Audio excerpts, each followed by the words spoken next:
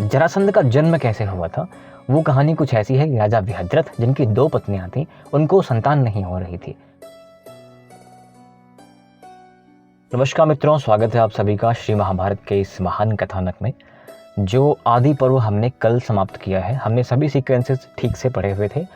कुछ टॉपिक्स को हमने ड्रैग नहीं किया था। आपकी शिकायत ज़रूर आई थी कि टॉपिक्स को डिटेल में बताया करें, शॉर्ट ना किया करें। अब से हम शॉर्ट नहीं करेंगे, ऑल्दो हो सकता है कुछ मेन इवेंट्स ही पढ़ें, बट इवेंट्स को हम डिटेल्ड पढ़ेंगे, राइट। तो आज का जो हमारा मेन इवेंट है वो है जरासंध की कहानी और जरासंध का वध। तो जरासंध तक बात पहुंचती कैसे है, जहां हमने कल छोड़ा था कि आदि पर्व समाप्त हुआ था। समाप्त वहां पर हुआ था कि खांडवन जलाया गया, अर्जुन को अस्त्र शस्त्र मिले, मैदानों आता है और मैदानों से ये लोग बोलते हैं कि जो हमारी इंद्रप्रस्थ है ना, उसमें सभा बनाओ तुम। यानी कि बेसिकली अगर हम अपनी भाषा में कहें तो इसका थोड़ा सा ठीक कर दो इंटीरियर। अब मैदानों ने काफ़ी लंबे समय तक, लगभग 14 महीने तक उन्होंने उसमें घर में काम किया, सभा बनाई, इंटीरियर डिज़ाइन किया। डिज़ाइन करने के बाद वो जो दृश्य आता है ना, पानी और स्थल मालूम नहीं पड़ता, दुर्योधन उसमें कूद जाता है, तो ऐसा डिज़ाइन उन्होंने कर ही दिया था कि सामान्य तो दिख ही नहीं रही है वो सभा। तो डिज़ाइन कंप्लीट होता है, मैदानों ने शंख भी दिया, भीम को गदा भी दी और भी अस्त्र दे के चले जाते हैं। अब मनुष्य की जो टेंडेंसी होती है, प्रवृत्ति होती है, यही होता है कि हम शांत नहीं रह सकते। एक बहुत कॉमन सी प्रवृत्ति है हमारी। आज हमारे पास अगर गाड़ी है तो कल को हम हेलीकॉप्टर की डिज़ायर करते ही करते हैं। कल हमारे पास बाइक था तो हमने गाड़ी की डिज़ायर करी, राइट। तो अब यहाँ पर जो मित्रगण हैं, जो मंत्री हैं, जो बंधु बांधव हैं, सब कह रहे हैं कि महाराज अब राजा तो बन गए हैं, राज्य मिल गया है, अब सम्राट बनना चाहिए। सम्राट वो होता है मित्रों जिसका इस पृथ्वी पर अधिकांश राज्यों पर हमारी हुकूमत हो। तो जब अधिकांश भूभाग पर अगर युधिष्ठिर के द्वारा जो संचालित राज्य हैं या तो उनकी शरण में आ जाए या टैक्स देना शुरू कर दें तो ये सम्राट बन जाएंगे। अब लोगों ने यहाँ पर मंत्रणा करी कि अब सम्राट बनना चाहिए। सम्राट बनने के लिए क्या करना है, राजसूय यज्ञ करना चाहिए, जिसमें लोग आएंगे और आपको स्वीकार करेंगे कि हाँ आप हमारे सम्राट हैं, हम आपको टैक्स दे रहे हैं। तो राजसूय यज्ञ की बात चल ही रही होती है। ये चाहते हैं कि हम अपने आप से कोई डिसीजन ना ले लें, क्योंकि ये बहुत बड़ी बात होती है। वो बुलाते हैं कृष्ण भगवान को कि आप घर पे आइए, कुछ विचार विमर्श करना है। अब विचार विमर्श करते टाइम पूछते हैं कि लोग ऐसा कह रहे हैं कि हमें राजसूय यज्ञ करना चाहिए, क्या हम करें या ना करें, जैसा आप बताएं, क्योंकि आप काम क्रोध से परे हैं, तो आप जैसा कहेंगे वैसा ही होगा। भगवान ने कहा कि ठीक है, बिल्कुल ठीक है, करना ही चाहिए। अगर आप योग्य हैं और आप योग्य हैं तो आपको तो करना ही चाहिए। लेकिन आपके राजसूय यज्ञ में एक बहुत बड़ा कांटा है, जरासंध। मित्रों, कोई भी राजसूय यज्ञ या फिर सम्राट बनना एक जिम्मेदारी होती है, एक रिस्पॉन्सिबिलिटी होती है। और जिम्मेदारी सिर्फ ये नहीं कि हमने एक अच्छे खासे भूमि पर अपना ग्रहण कर लिया या अपने कब्जे में ले लिया, सिर्फ ये जिम्मेदारी नहीं होती। जिम्मेदारी ये भी होती है कि जो राज्य आपके अंडर में आते हैं, जो प्रजा आपके अंडर में आती है, वहाँ पर सुख शांति स्थापित करना भी आपकी जिम्मेदारी होती है। तो अगर आप समूचे पृथ्वी को या अधिकांश पृथ्वी को अपने अंडर में ले रहे हैं तो आपकी रिस्पॉन्सिबिलिटी बढ़ जाएगी कि वहाँ की प्रजा भी हमारे अंडर में या सुखी रहे। बेसिकली उदाहरण से अगर आप समझें, अगर आप एक स्टेट के मुख्यमंत्री हैं या एक स्टेट के राजा, जिसे आप मुख्यमंत्री कह लीजिए, अगर आप यूपी के सीएम हैं तो आपकी रिस्पॉन्सिबिलिटी यूपी है। लेकिन जब आप सेंटर में जाएंगे ना, आप प्रधानमंत्री बनने जाएंगे, तो पूरा देश आपका हो जाता है। और अगर सम्राट वाली पदवी को भी देखा जाए तो प्रधानमंत्री जो होता तो पूरे देश का है, लेकिन साथ में कुछ ऐसे राज्य होते हैं जहाँ उसकी सरकार नहीं होती है या उसको समर्थन नहीं मिल रहा होता है, लेकिन वो प्रधानमंत्री कहलाता है। यही हाल सम्राट का भी होता है कि अधिकांश जमीन पर हमारा हक हो या अधिकांश राज्य हमारे अंडर में हो, हमें टैक्स दे रहे हो। तो महाराज ने कहा कि जरासंध अगर है, एक बड़ी प्रॉब्लम है, तो क्या किया जाए, निपटा कैसे जाए उससे। अब जरासंध की कहानी शुरू करने से पहले मैं एक लाइन ज़रूर बोलना चाहूँगा मित्रों। जैसा कि आप कल कह रहे थे कि इवेंट्स को डिटेल में बताया जाए और सभी इवेंट्स को बताया जाए, मुझे लगता है कि सभी इवेंट्स आप नहीं सुनना चाहेंगे, आप ही नहीं सुनना चाहेंगे। मुझे पढ़ने में कोई दिक्कत नहीं है। एग्जाम्पल लेता हूँ, जैसे आज मैंने क्या इवेंट छोड़ा है। आज नारद जी आते हैं और कम से कम 15 से 20 पेज पे नारद जी युधिष्ठिर से बातचीत होती है। और बातचीत क्या होती है, इनकी सभा देखने के बाद, जो सभा मैदानों ने बनाई थी ना, उस सभा को देखने के बाद वो बताते हैं कि इंद्र की सभा ऐसी है, वरुण की ऐसी है, सूर्य की ऐसी है, इनकी ऐसी है। सभी सभाओं का एक विशेष वर्णन है, इतने खंबे हैं, ऐसा आर्किटेक्ट डिज़ाइन है, इतने संत आते हैं, इतने महात्मा आते हैं। तो ये सब तो आप सुनना भी नहीं चाहेंगे। और दूसरी बात, ये सारी बातें देवलोक की हो जाती हैं, जो कि महाभारत से रिलेट करना पड़ता है, राइट। तो मैं महाभारत पढ़ रहा हूँ, इसलिए मैं नारद और युधिष्ठिर का वो जो संवाद है सभाओं के बारे में, देवलोक की सभाओं के बारे में, वो मैंने स्किप किया है। अब वापस आते हैं कि जरासंध का क्या सीन है। जरासंध का सीन ये है सर, जरासंध मगध का राजा है। मगध आप सबको पता है, आप में से काफ़ी लोग मगध के आसपास के होंगे भी, और मगधी वहाँ की भाषा भी है। जब भी मगध का नाम आता है ना, तो मेरे ध्यान में चाणक्य और घनानंद की कहानी आ जाती है। किसी ना किसी दिन यहाँ पर अवश्य आएगी। क्योंकि भारतीय इतिहास की बात हो, चाणक्य नहीं है तो असंभव है। तो जरासंध जो है मगध के राजा है, और मगध में जरासंध का जन्म कैसे हुआ था वो कहानी कुछ ऐसी है कि राजा विहद्रथ, जिनकी 2 पत्नियां थीं, उनको संतान नहीं हो रही थी। उनकी पूरी उम्र बीत जाती है, जब वो पुत्र पैदा करने योग्य नहीं बचते हैं, बुजुर्गावस्था आ जाती है, तो बहुत दुखी हो जाते हैं और ऐसे ही यहाँ वहाँ भ्रमण कर रहे होते हैं कि अब क्या किया जाए, बहुत दुखी हूँ, अगर वंश नहीं है तो ना तो मुझे इस लोक में शांति मिलने वाली है, ना उस लोक में शांति मिलने वाली है, तो अपने वंश बढ़ाने के लिए मैं क्या यत्न कर सकता हूँ, कुछ समझ नहीं आ रहा है। भ्रमण करते ही अपनी दोनों पत्नियों के साथ भ्रमण कर ही रहे होते हैं कि उनको चंद्र कौशिक मुनि जी मिल जाते हैं, जो गौतम वंशीय एक प्रकांड विद्वान और ब्राह्मण थे। तो वो बहुत सेवा करते हैं उनकी। सेवा करने के बाद वो कहते हैं कि क्या हाल चाल है। कहते हैं सर क्या हाल चाल है, कोई हाल चाल नहीं है, इस अवस्था में आ गया हूँ, कोई वंश नहीं है तो क्या ही हाल चाल है, अपना जीवन ऐसे ही काट कूट के मर जाऊँगा।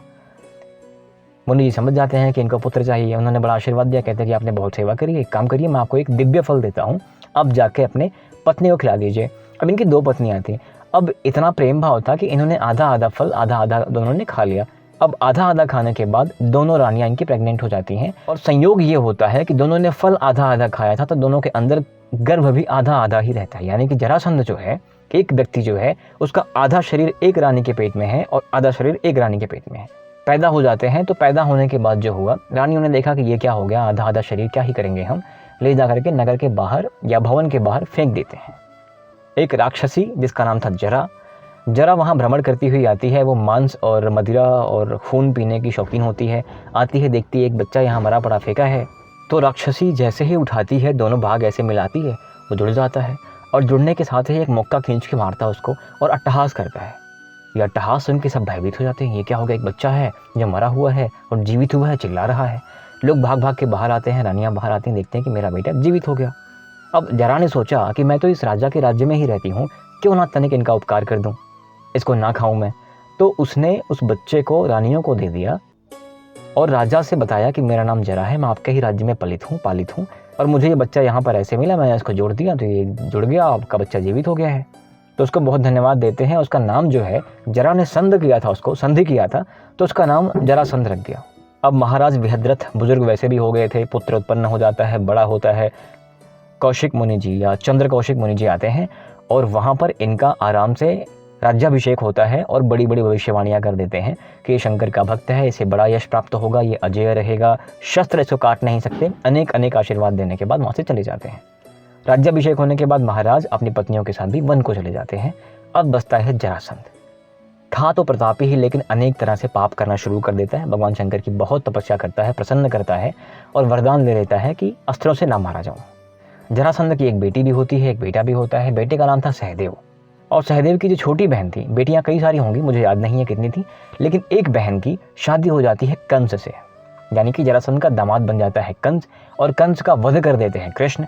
तो कृष्ण के वध करने के बाद मथुरा में जब इनका आधिपत्य हो जाता है महाराज उग्रसेन का, तो कंस का वैर भाव लेकर के जरासंध ने इन पे अटैक कर दिया। कई बार युद्ध हुए, 16-17 बार युद्ध हुए। उसके पीछे कारण ये था कि उसके हंस और डिंभक नाम के 2 ऐसे मंत्री, ऐसे योद्धा, ऐसे सेनापति थे जो अस्त्रों से मर ही नहीं सकते थे।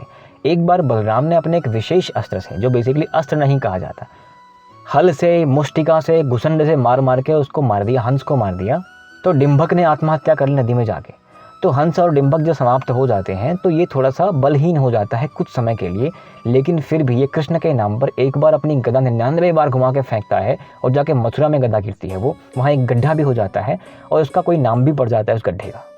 तो कृष्ण को तो यहाँ पता था कि जिसका वध होना था मेरे हाथों वो हो चुका है, अब इसका वध मेरे हाथों नहीं होना है, तो जिसके हाथों होना है उसी से करवाया जाए। शस्त्र अस्त्र से वो मर नहीं सकता था, बाहुबल से मर सकता था।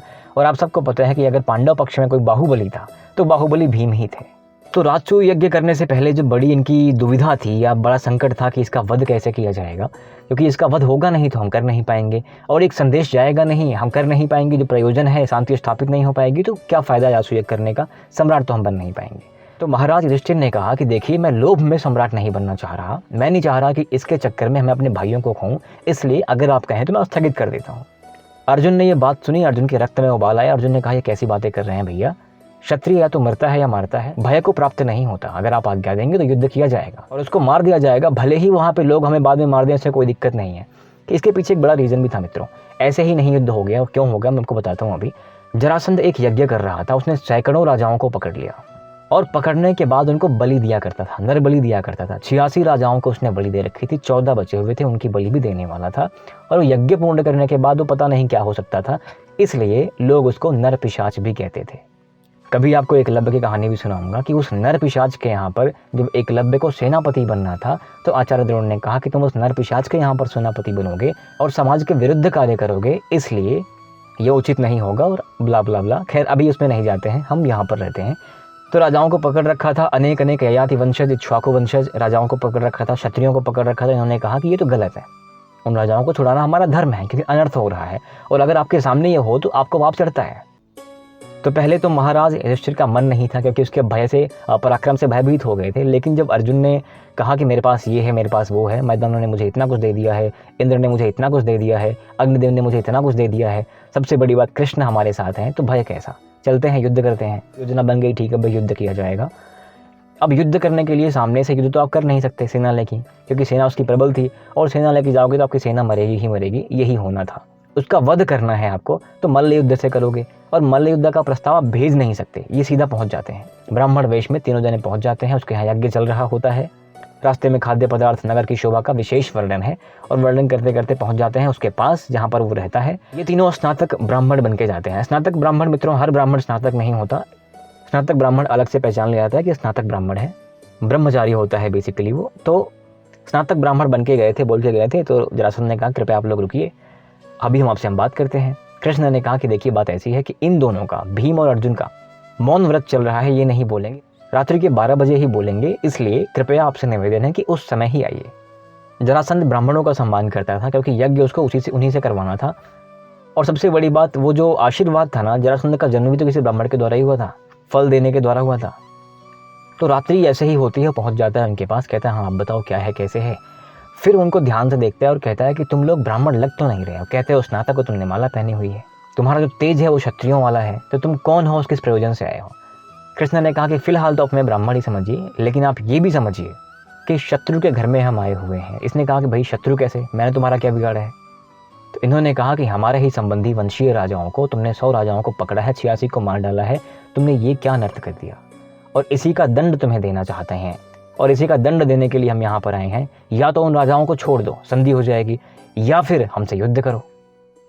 उसने कहा कि देखो ऐसी बात है, मैंने उन राजाओं को जीता हुआ है, जीतने के बाद पकड़ा हुआ है, अब मेरे वो दास हैं, मैं उनको मारूं काटूं जो मर्जी करूं, तुम कौन होते बोलने वाले।